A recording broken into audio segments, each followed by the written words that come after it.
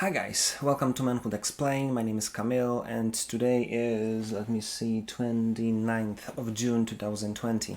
Welcome to video number 185. Let me ask you a question. What makes you feel like a man? Let me get my microphone closer. What makes you feel that you're a man? What makes you pumped? What makes you feel that you got it? It's like you feel great. Because there are two things that you need to understand about it. Because first of all, there's the thing that makes you feel great. And this is awesome. Maybe you go to the gym, you build and you become this big guy and you feel great, you look great, everything's awesome. But then the second important thing that you need to understand is how that changes you. If you go there, if you do that, who do you become?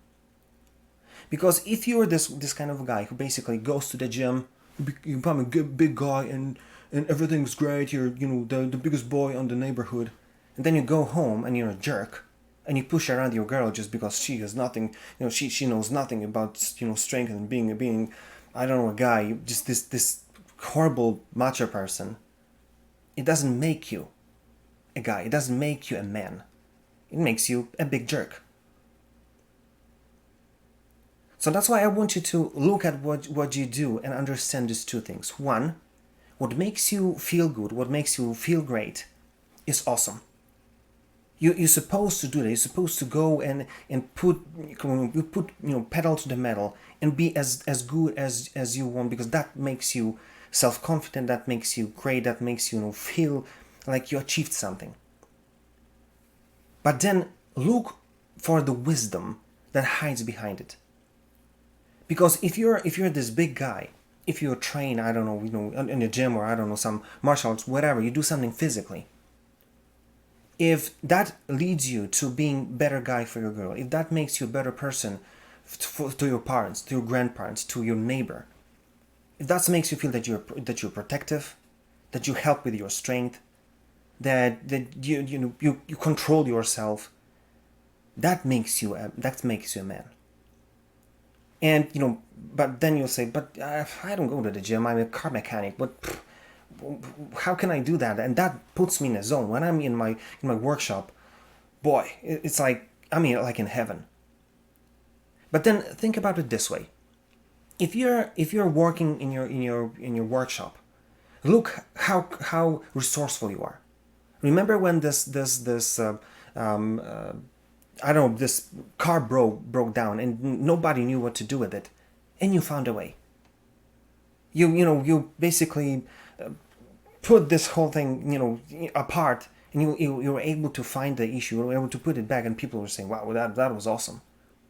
Look how resourceful you were. And now think, if you're going home and you're having issues with, your wife is asking you to deal with, with a paper from the bank or something, taxes, and you say, I don't know how to do this. Look, you are resourceful. So allow yourself to be that in your home. I know that, taxes are not so fun, like you're working on cars, but the same thing is needed.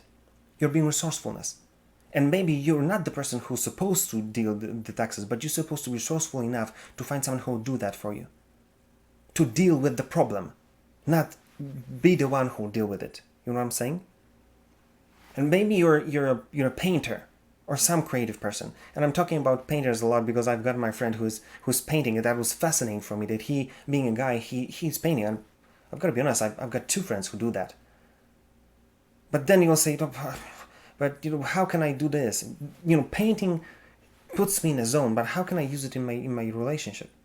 Maybe you're the person who's struggling with with buying a gift to your girl on anniversary. Look how creative you are in your work, in your time. Use this creativeness to create, to create, buy, or find the gift to your girl. If you allow yourself to be as creative home as you are there, there'll be no issue with that. Or maybe you're going to cross that, meaning that you're going to be a creative person trying to deal with taxes.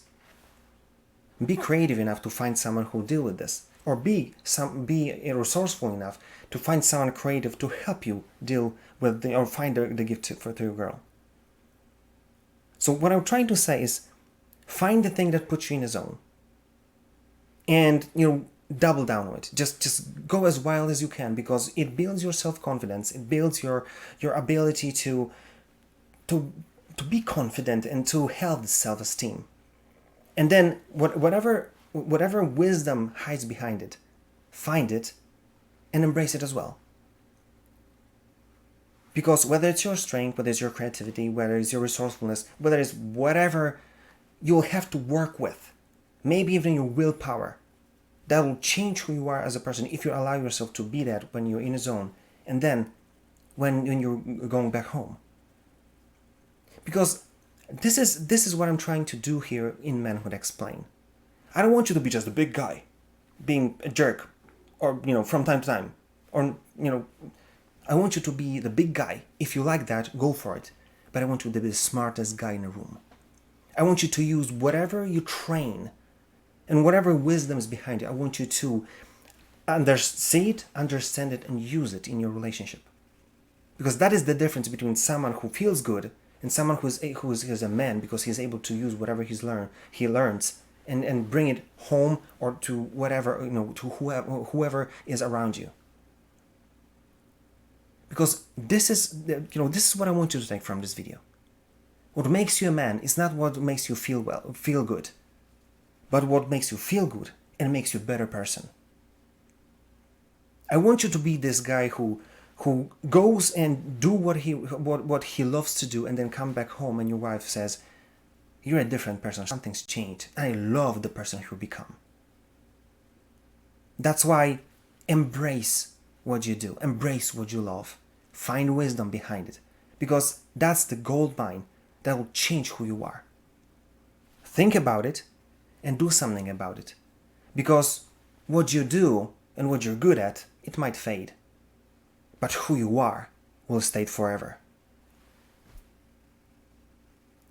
If you liked this video, like, share, comment. If you didn't, comment as well. Give me, what do you think about it, and tell me, what's your experience. And if there's anything you want me to record about, give me a shout. I'll be glad to do it for you. And that being said, see you tomorrow.